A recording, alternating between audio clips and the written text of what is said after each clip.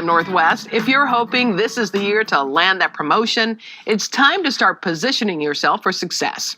Here to share the 5 changes you'll have to make, we welcome career strategist and professional brand expert, Dr. Carol Parker Walsh. Hi, Dr. Carol Parker Walsh. How are you? Hi, Helen. How are you? Good to see you. Let's start with some of those things that you say. First of all, you need to get clear on why you want to step into leadership. Yeah, that's a big one. A lot of times people feel very stagnant in their career, or they think, well, I've been in this job for a while, so the next step is for me to promote. But that may not be the right move for you. I know even in my own career, I've been in leadership where I managed an area and a function. I was an HR director, but I didn't supervise individuals. And there's been times where I have supervised individuals. So you have to know, do you want to do that? Would you rather manage a function if you do want to promote? Would you rather manage individuals? Why do you want to step into leadership, and what type of leadership do you want to step into? I realized very early on, I don't like managing people.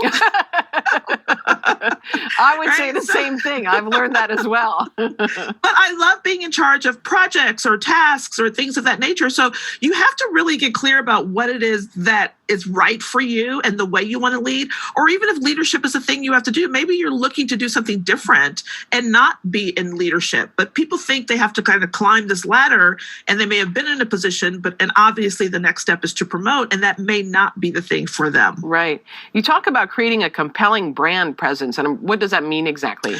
Yeah, well, that's, my baby there. If you want to be seen, if you want to be a leader, you have to be seen as a leader. So that means you need to show up in terms of not just your visual image and your presence, but in terms of your behavior, how you carry yourself, your interpersonal communications, your mindset, whether or not you're dealing with some imposter syndrome. So if you show up in a space and you're not taking charge or command, or, people will tell you if they see you as somebody that they feel confident can lead a function or lead a department.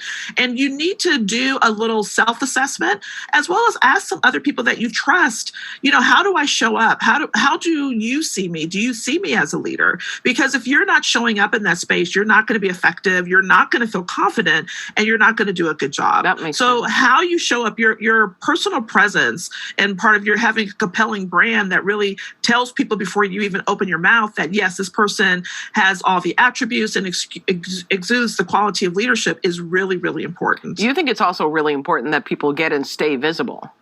Oh, absolutely. Particularly in this climate and COVID. I mean, when we're mostly working remotely, it's hard to be visible. You're not walking around the office, or you're only showing up in Zoom meetings. So you're not as present or appearing as present as you may if you were in actually the corporate space. It's obviously easier if you're there. But when you're working remotely, or you're working from home, as so many of us are doing right now, you have to find ways to show up. So you have to volunteer, be more involved in meetings, ask for opportunities to lead teams, to manage projects, to offer to, show up for different events or things that they're doing, even though they may be doing them remotely, so that people see you. Gone are the days where people are going to search you out and tap you on the shoulder and say, you're the one, let's promote you. Right. So you have to be a little bit more proactive and strategic about making sure that your name is top of mind, that your work is very well known, and that you're the one that they may want to choose to really lead or manage a function if that's where you want to go. You also say they need to learn industry trends. Yes, particularly now, because what's happened with the pandemic is that the future of work has progressed 5 to 10 years. In fact, so many futurists, when they look at where we are in the workplace, there are new positions being created almost every day. There are old positions that have no more function because of the way things have changed. So there are so many things in people's industries that are going to be different or changing than what we may have predicted before, or what we're seeing as we're moving forward in the future. So if you really want to be seen as a leader, you always need to be top of industry trends. You need to know, where is your industry? Where is your organization in line with that industry going to be 5 or 10 years from now? So if you have that information, it shows that you are you're consciously aware of what's happening, and that you're somebody that can really contribute to the advancement of the organization, because you understand where the organization needs to go based on industry trends, based on how things are changing completely and rapidly as they have over the last year or so. Oh, that's for sure. Also building relationships. Yes, networking, right? And networking really is not just about people that you know, it's really about building those connections and those relationships. And one of the main places that people can network is within your organization, right? So many people think they have to network if they're looking for another job or if they're looking to leave, that they have to make those connections. But building those relationships with key players in your organization is a great way for you to position yourself for a great promotion.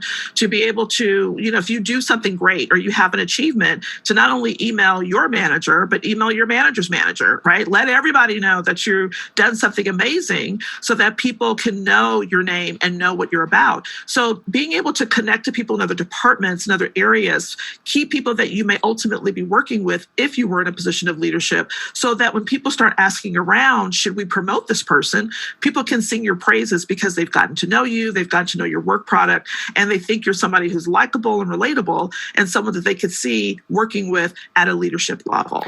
At the bottom line of it all, really you have to get along with people. Well, absolutely, right? If people don't like you, they don't want to work with you. Right. So, and this goes a lot to, part of your presence is your behavior and your interpersonal communication skills and really having some likability. It really is that know, like, trust factor. Do we know you? Do we like you? And can we trust you? And so people think that's just for products or people in businesses, but you're your greatest product in an organization. So you want to make sure that your reputation is a good one, that people do feel like you're someone who's smart, intelligent, and can lead, who can make a decision, but is also someone they can relate to and have a conversation with and not feel that they're overbearing. People have a wrong impression of leadership, thinking that they're in charge and in command and what they say goes. But leadership really is about connection. It's about stewardship, and it's really about supporting your people to be successful. So you have to really understand what leadership truly is. And it's not about directing people, but about getting along and supporting others. Love that. Dr. Carol Parker Walsh, thank you so much. You're welcome. Thank you.